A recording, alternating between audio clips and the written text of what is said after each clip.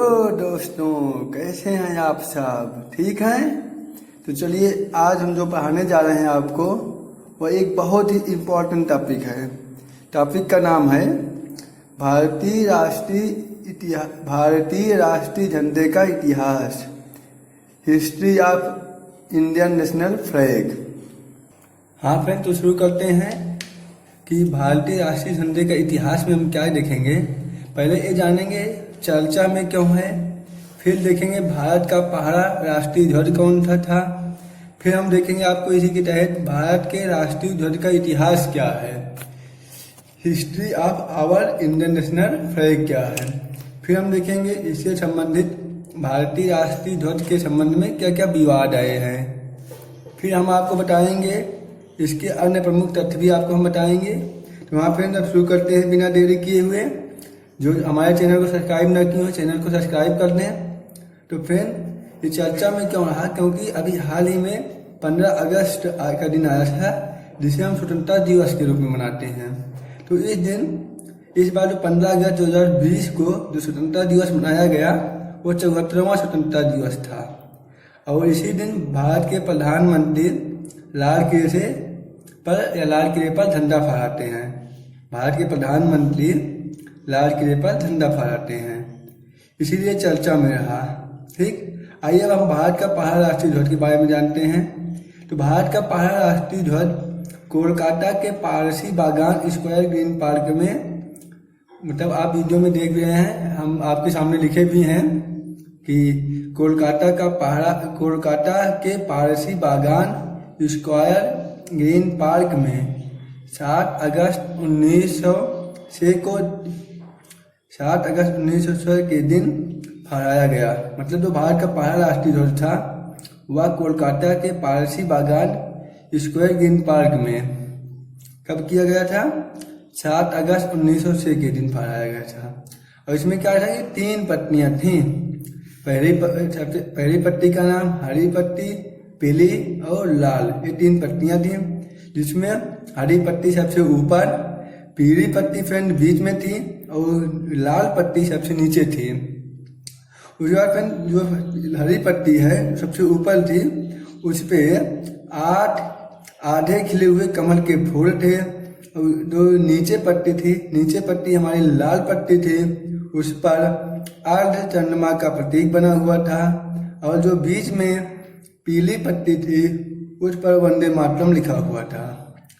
और स्वतंत्रता सेनानी सत्येंद्र प्रसाद बोस और हेमचंद कानूनगो ने इसे तैयार किया था। कौन तैयार किया था? स्वतंत्रता सेनानी हेमचंद बोस और सत्येंद्र प्रसाद बोस और हेमचंद, हम या कहें चंद्र और बोस ने इसे बनाया था। तो देखिए, जो पहला राष्ट्रीय ध्वज था वह 7 अगस्त 1906 के दिन कोलकाता के पारसी बागान में फहराया गया। किसने बनाया था? तो हेमचंद कानूनगो और सत्येंद्र प्रसाद बोस, या बोस और हेमचंद ने। ठीक, फिर तो स्वतंत्रता सेनानी जो पिंगली वेंकैया, जिन्होंने भारत के वर्तमान राष्ट्रीय ध्वज का डिजाइन तैयार किया था। अगर तो जो हेमचंद बोस और सत्येंद्र चंद्र बोस ने बनाया था, यह हमारा वो समय का था। लेकिन जो आधुनिक ध्वज है इसकी डिजाइन पिंगली वेंकैया ने बनाया था, जिसमें 2 बैंड थे, 2 रंग के थे, एक लाल और एक हरा। तो लाल जो था वह हिंदू समुदाय का प्रतीक था और हरा जो था वह मुस्लिम समुदाय का प्रतीक था। लाला हंसराज की सिफारिश पर गांधी जी ने इसमें एक सफेद पट्टी और चरखा जोड़ दिया। मतलब जो लाला हंसराज थे उन्हीं की सिफारिश पर ही तो गांधी जी ने इसमें क्या कराया, एक सफेद पट्टी और चरखा जोड़ दिया। सफेद पट्टी जो थी वह शांति और चरखा, जो सफेद पट्टी थी वह शांति का प्रतीक थी और जो चरखा था वह आत्मनिर्भरता का प्रतीक था। जैसे अभी हमारे हाल ही में प्रधानमंत्री ने आत्मनिर्भर भारत का पैकेज जो लॉन्च किया है वह सप्लाई साइड में है। तो हम आपको बताएंगे एक वीडियो में अपने कि आत्मनिर्भर भारत पैकेज या सप्लाई साइड में क्यों है, डिमांड साइड में क्यों नहीं है, इसको भी हम आपको बताएंगे। फ्रेंड हमारे वीडियो पे बने रहिए। तो आइए आगे देखते हैं। जैसे कि 1931 में कांग्रेस के कांची, जैसे 1931 में कांग्रेस का जो कांची अधिवेशन होता है उसमें लाल रंग को बदलकर केसरिया रंग कर दिया गया और जो इसका क्रम बदलाव कर दिया गया, केसरिया को सबसे ऊपर, सफेद को बीच में और हरा को नीचे कर दिया गया। और क्या कहते हैं, सफेद पट्टी पर ही चरखा बना हुआ था। ठीक फ्रेंड हम आगे देखते हैं क्या होता है। तो इसमें क्या होता है, भारत के भारतीय राष्ट्रीय कांग्रेस से आधिकारिक तौर पर झंडे को स्वीकार किया। यानी कि जो वर्तमान झंडा था हमारा, जिसमें केसरी पट्टी ऊपर थी और सफेद पट्टी बीच में, हरा नीचे था और बीच में चरखा बना हुआ था, इसी को ही आधिकारिक तौर पर भारतीय राष्ट्रीय कांग्रेस ने स्वीकार किया, जो आज वर्तमान में भारतीय झंडा था। आज़ादी के बाद एक राष्ट्रीय झंडा समिति का गठन किया गया था। आज़ादी के बाद एक राष्ट्रीय झंडा समिति का गठन भी किया गया, जिसके अध्यक्ष थे डॉक्टर राजेंद्र प्रसाद। जो डॉक्टर राजेंद्र प्रसाद थे, इनको राष्ट्रीय झंडा समिति का अध्यक्ष बनाया गया था। ठीक है फ्रेंड। अब आगे आते हैं, हम आपको अगली हेडिंग बताए थे कि राष्ट्रीय ध्वज के संबंध में विवाद है, इसको भी हम आपको बताएंगे।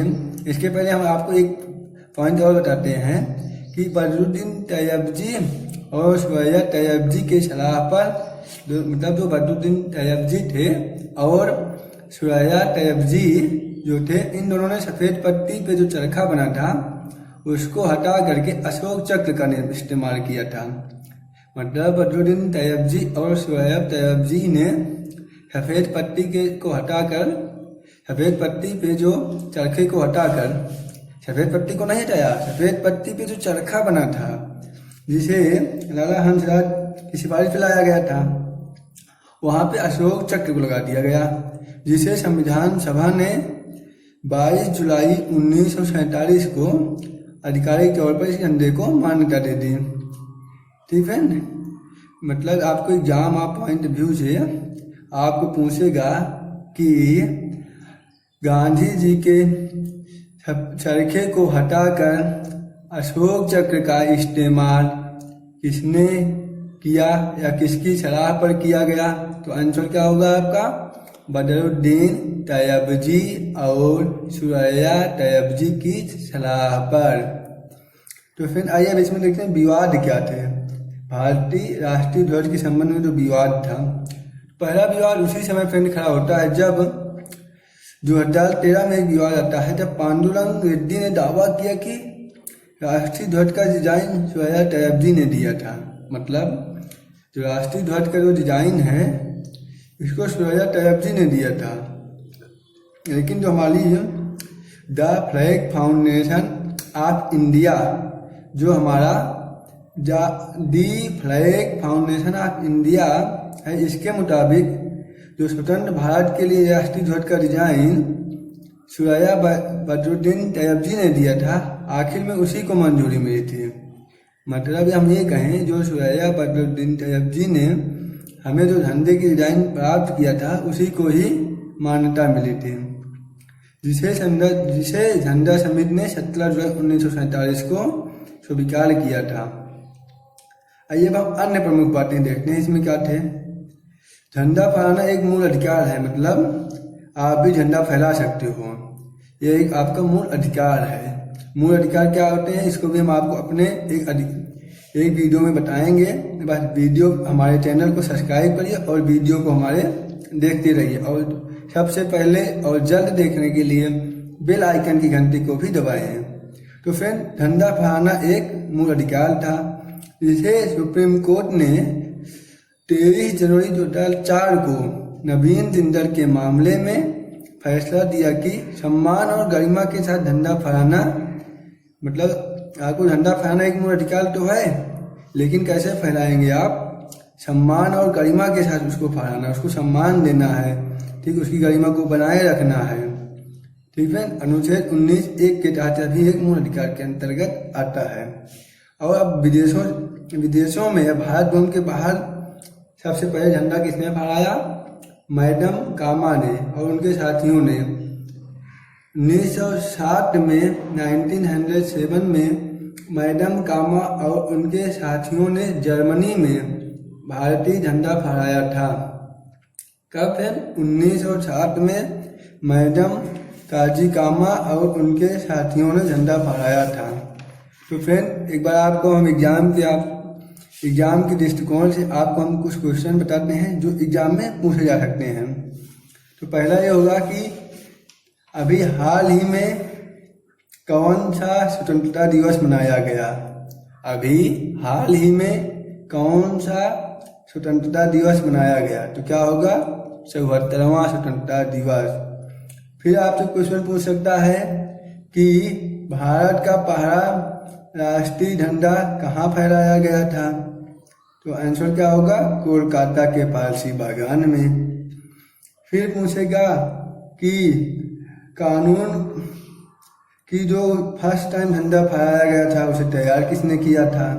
तो आंसर होगा सत्येंद्र प्रसाद बोस और हेमचंद कानूनगो ने। तो फ्रेंड, हम आपके लिए भी एक आध दो क्वेश्चन बोल रहे हैं, उसको आप लोग करिएगा और हमारे कमेंट बॉक्स में बताइएगा कि हाँ क्वेश्चन क्या है कि सफेद पत्ती और चरखा किसका प्रतीक है? पहला क्वेश्चन कि सफेद पत्ती और चरखा किसका प्रतीक है? दूसरा क्वेश्चन, किसके सिफारिश पर गांधी जी के चरखे को भारतीय राष्ट्रीय झंडे में मान्यता दी गई थी? तीसरा, झंडा फहराना एक अधिकार है, कौन सा अधिकार है? ये 3 क्वेश्चन है फ्रेंड आपके लिए। और एक क्वेश्चन और है जिसे आपको बेहद कंपलसरी है करने के लिए, हम आपको आपके इस वीडियो में आपकी स्क्रीन पे दिखाई देने जा रहा है। ये है फ्रेंड क्वेश्चन जो दिखाई दे रहा है स्क्रीन पे, इसको आपको कंपलसरी है करना। आप जरूर इसको कमेंट बॉक्स में हमारे बताइएगा इसका आंसर। आप लोग क्वेश्चन क्या है आप देख रहे हैं स्क्रीन पे लिखा है, जैसे कि भारतीय राष्ट्रीय ध्वज के संबंध में निम्नलिखित में से कौन सा कथन असत्य है? क्या क्वेश्चन फिर देख लीजिए। भारतीय राष्ट्रीय ध्वज के संबंध में निम्नलिखित में कौन सा कथन असत्य है? पहला क्या है? इसका डिजाइन पिंगली वेंकैया के द्वारा तैयार किया गया था। क्या है? इसका डिजाइन पिंगली वेंकैया द्वारा तैयार किया गया था। दूसरा ऑप्शन, पिंगली वेंकैया द्वारा प्रस्तुत शुरुआती ध्वज में लाल एवं हरे रंग की 2 पत्ती थी। तीसरा फ्रेंड ऑप्शन है लाला हंसराज की सिफारिश पर गांधी जी ने इसमें एक सफेद पत्ती और चरखा जोड़ दिया। लाला हंसराज की सिफारिश पर गांधी जी ने इसमें एक सफेद पत्ती और चरखा जोड़ दिया। फ्रेंड, इसका आप लोग स्क्रीनशॉट ले लीजिए और करके हमारे कमेंट बॉक्स में जरूर आंसर बताइएगा फ्रेंड। और अगला फ्रेंड ऑप्शन, भारतीय राष्ट्रीय कांग्रेस ने जब इसे आधिकारिक तौर पर अपनाया तब झंडे में सफेद पत्ती पर अशोक चक्र था। क्या फ्रेंड? भारतीय राष्ट्रीय कांग्रेस ने जब इसे आधिकारिक तौर पर अपनाया तब झंडे में सफेद पत्ती और अशोक चक्र था।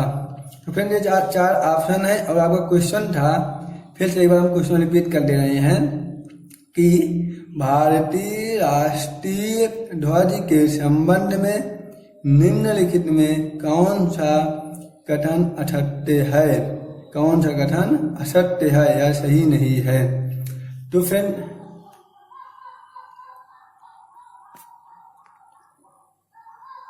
फ्रेंड आप जरूर बताइएगा ये वीडियो आपको कैसा लगा। मिलते हैं फ्रेंड हम आपको अपने किसी और एक नेक्स्ट वीडियो में। फ्रेंड, आप हमारे वीडियो पे बने रहिए और कमेंट बॉक्स में जरूर इसका आंसर दीजिएगा और यह भी बताइएगा यह वीडियो आपको कैसे लगा। फ्रेंड, जल्द ही हम आपको मिलेंगे एक और नए वीडियो के साथ। थैंक यू फ्रेंड, और हमारे चैनल को सब्सक्राइब करिएगा। धन्यवाद फ्रेंड, अब मिलते हैं आपको नेक्स्ट वीडियो में। धन्यवाद बहुत बहुत।